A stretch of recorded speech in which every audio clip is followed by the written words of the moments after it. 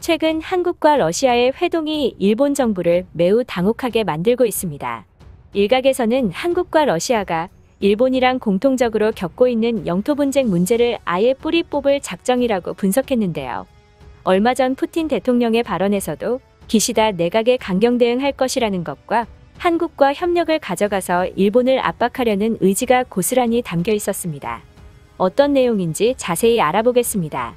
일본 기시다가 100일 총리로 재선출됐을 때 문재인 대통령이 축하한다고 축전을 보내기도 했을 만큼 형식적으로라도 덕담을 주고받을 만한데, 기시다는 자신이 재선출될 수 있었던 원동력인 한국 때리기를 바로 시작했습니다.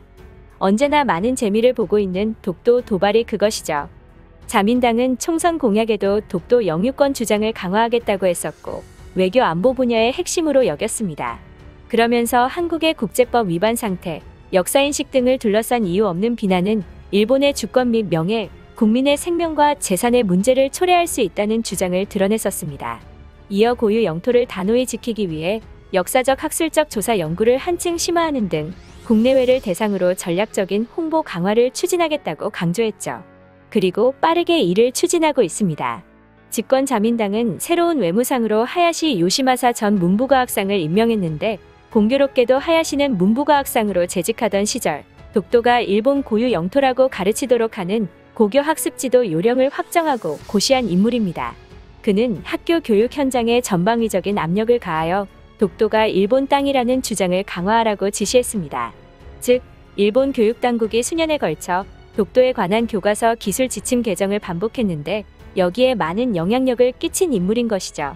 하야시가 외무상이 된 이후 일본은 대학생들까지 동원해 대외적인 홍보에 박차를 가하고 있고, 현재 문부과학성의 학습지도 요령에 따라 학교에서 집중적인 교육을 하고 있으며 독도가 일본 영토라는 인식을 젊은 세대의 시각으로 홍보하고 있습니다.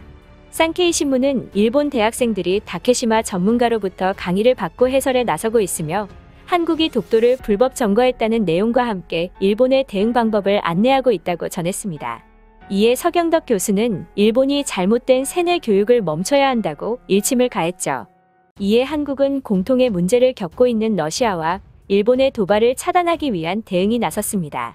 우선 러시아 푸틴 대통령은 기시다 총리에 관해 이러한 평가를 했었는데요. 기시다가 쿠릴 열도로 많은 갈등 상황을 만들었었던 아베와 정치적으로 가깝다고 말한 것입니다. 즉, 현재 일본 정부가 직접적으로 쿠릴 열도를 반환하라고 요구했던 아베의 노선을 계승할 것이라고 판단하고 있는 것이죠. 푸틴은 이어 쿠릴 열도를 해결하고 평화 조약을 체결하겠다는 일본 정부의 주장을 뒤로하고 일본 정계에서 어떤 일이 일어나도 우리의 입장을 굽히지 않을 것이라고 밝혔습니다.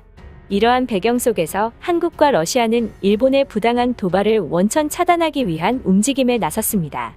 지난 11일 한국과 러시아 해공군은 직통망 설치 및 운용과 관련된 각서를 체결하면서 의미심장한 협상을 진행해 나갔는데요.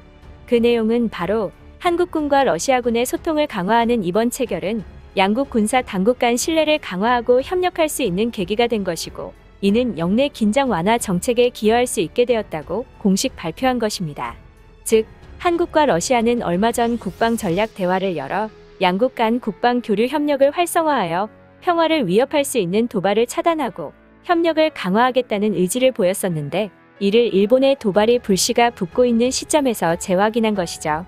이에 군정치 전문가들과 외신들은 한국과 러시아 군당국이 도발에 대비하여 평화를 유지하겠다는 것은 결국 동북아에서 영토로 분쟁을 조장하는 일본을 겨냥한 것이라고 분석했으며, 한국과 러시아의 압박에 일본의 포지션이 위태로워질 것이라고 진단하기도 했습니다.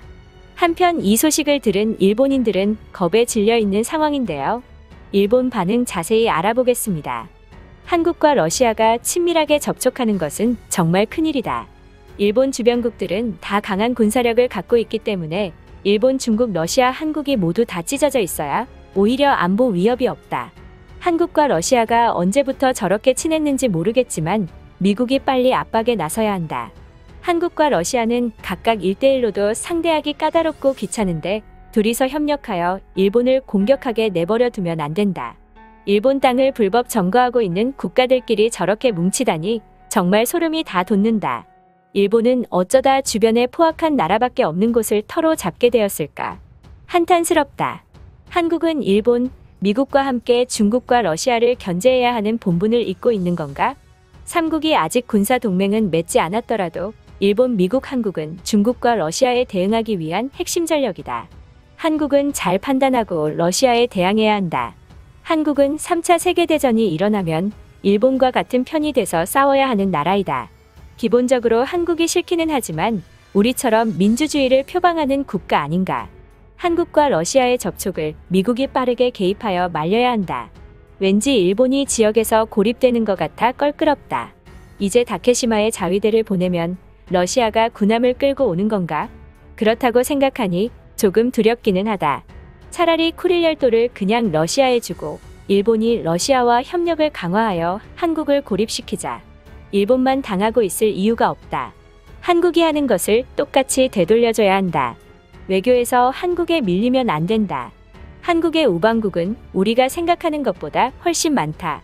국제사회에서 일본보다 한국의 편을 드는 국가가 더 많아지고 있다는 얘기이다. 한국은 1대1로 일본을 상대할 수 없기에 다른 나라들을 끌어들여 일본을 상대하는 전략을 취하고 있다. 그런데 한국과 러시아는 오래전부터 접촉을 많이 시도하고 관계를 이어나갔는데 왜 미국은 한국에 어떠한 압박도 주지 않는지 의문이다. 미국은 중국을 경쟁국이라고 생각하고 있지만 결국 러시아도 마찬가지 아닌가? 아니면 중국을 상대하는 와중에 러시아와 한국의 심기를 건드리면 안 된다고 생각하고 있는 건가? 의중을 모르겠다. 역시 핵을 만들어야 한다. 우리는 미국에 의존해서 일본의 평화를 지킬 것이라는 무조건적인 믿음을 버려야 한다. 중국, 러시아, 한국, 북한, 일본 주변의 위험 요소들이 너무나도 많다. 그 중에서도 박쥐 같은 한국은 언제라도 다른 나라를 끌어들여 일본의 무력을 행사할 수도 있는 나라이다. 핵을 개발함으로써 우리의 안보를 스스로 지켜야 한다. 일본이 핵 개발을 하면 한국이 가만히 있을 거라고 생각하는가? 솔직히 한국은 북한이라는 종전이 되지 않은 실체의 적이 있기에 오히려 핵을 만들 수 있는 명분은 한국에 있다. 일본이 마음대로 핵 개발에 나섰다가 한국의 날개를 달아주는 계기가 될 수도 있다. 한국의 군사력이 강한 건 맞지만 한국이 핵을 개발할 수 있는 능력도 있었나? 일본은 뛰어난 핵연료 재처리 기술과 그와 관련된 기술이 한국보다 월등히 뛰어나다. 그럴 가능성은 희박하겠지만 한국과 핵 개발 경쟁이 붙는다면 일본이 앞서 나갈 수 있을 거라고 본다. 두려워하는 마음을 가지면 안 된다. 핵을 만드는 기술은 1940년대부터 이미 나왔다. 우리는 한국이 선진국이 된 것을 인정해야만 한다. 그래야 더 넓은 시야를 가지고 한국을 상대할 수 있다. 지금의 한국이 1940년대에 나온 기술을 가지고 있지 않을 리도 없고 가지고 있지 않다고 해도 단시간만 노력하면 기술력을 확보하고도 남는다. 터무니없는 주장을 하지 말고 실질적으로 어떻게 상대해야 할지를 연구해야 한다. 끝까지 시청해주셔서 감사합니다가 시기 전에 구독과 좋아요 한 번씩만 부탁드립니다.